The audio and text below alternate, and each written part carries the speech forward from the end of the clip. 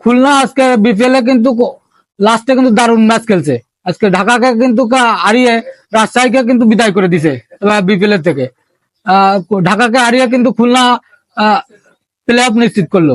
কিন্তু আসলে একটা বিষয় যে খুলনা যে প্লেয়ার নিয়ে খেলতেছে, প্লে অফে কিন্তু ভালো কিছু করতে হলে খুলনাকে কিন্তু তাদের প্লেয়ার মনে হয় চেঞ্জ করা লাগবে।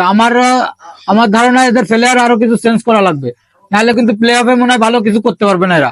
ভালো কিছু প্লে অফে ভালো কিছু করতে হলে প্লেয়ার কিছু চেঞ্জ করতে হবে। নাহলে দেখেন যে রংপুরও কিন্তু প্লে অফে আরো ভালো ভালো প্লেয়ার আনতেছে।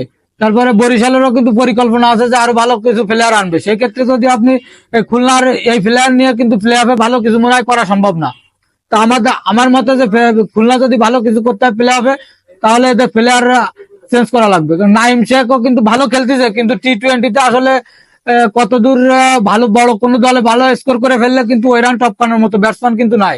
আর মেহেদী মিরাজও কিন্তু ভালো খেলতেছে, ঠিক আছে, কিন্তু টি-20-তে 200+ কোন দলে যদি রান করে ফেলে, সেই রান টপকাতে গেলে মানে সেরকম ব্যাটসম্যান নাই। তা আমি মনে করি যে এদের মনে হয় প্লে অফে ভালো কিছু করতে হলে আরো আরো প্লেয়ার চেঞ্জ করা দরকার। আরো যদি দু একটা ভালো প্লেয়ার আনে বাড়ির থেকে, তাইলে মনে হয় ভালো কিছু হবে খুলনার জন্য। নাইলে কিন্তু এই প্লেয়ার নিয়ে খেললে প্লে অফে ভালো কিছু করা সম্ভব হবে না। হয়তো বা লাস্টে কি ভালোই খেলছে, অনেক কষ্টে মানে প্লে অফ নিশ্চিত করছে। আজকের ম্যাচ হেরে গেলে হয়তো বা রাজশাহী কিন্তু প্লে অফ চলে যেত। সেক্ষেত্রে কিন্তু আজকে ঢাকাকে বড় ব্যবধানে হারিয়ে কিন্তু তারা প্লে অফ নিশ্চিত করলো খুলনা।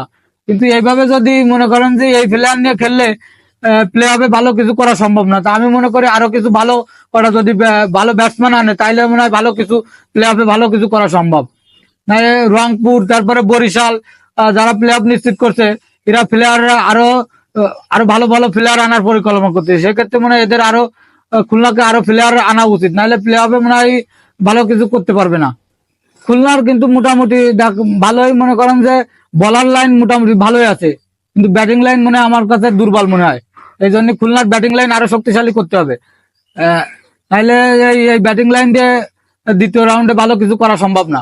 তো অবশ্যই আমি বলবো যে খুলনাকে আরো কিছু ভালো যদি ব্যাটসম্যান আনে, তাইলে মনে হয় খুলনা দ্বিতীয় রাউন্ডে ভালো কিছু হবে। নাইলে এই ব্যাটসম্যান দিয়ে হবে না। ঢাকাকে লাস্টের ম্যাচটা কিন্তু বড় ব্যবধানে হারালো। এর আগের ম্যাচও কিন্তু এরা খুলনা ভালোই খেলছে, কিন্তু এরকম ব্যাটসম্যান দিয়ে হবে না, ব্যাটসম্যান আরো চেঞ্জ করা লাগবে। খুলনার দিকে কিন্তু চেয়েছিল আসলে রাজশাহী, যে খুলনা যদি এই ম্যাচটা যদি ঢাকার কাছে হেরে যায়, তাহলে হয়তো বা প্লে অফ করতে পারবে রাজশাহী, কিন্তু সে আশা গুলে বাড়ি দিয়ে দিয়েছে খুলনা। খুলনা আজকের অসাধারণ একটা ম্যাচ খেলে কিন্তু তারা ঢাকার সাথে জয়লাভ করছে বড় ব্যবধানে। কিন্তু এইভাবে যদি ধারাবাহিকতা ধরে রাখে, তাহলে হয়তো বা প্লে অফে ভালো কিছু হবে। কিন্তু অবশ্যই অবশ্যই আরো প্লেয়ার চেঞ্জ করতে হবে, নাহলে এই রংপুর কিংবা বরিশাল যদি আরো ভালো ভালো প্লেয়ার আনে, আমি শুনছি যে ওয়ার্নার তারপরে অ্যান্ড্রু রাসেল এদেরকে রংপুর আনবে, কিন্তু এই ধরনের ব্যাটসম্যানের সাথে যদি বড় ধরনের স্কোর করে ফেলে, সেক্ষেত্রে কিন্তু এই ব্যাটসম্যান নিয়ে খুলনা কিন্তু রান টপকাতে পারবে না। সবাইকে ধন্যবাদ, আল্লাহ হাফেজ।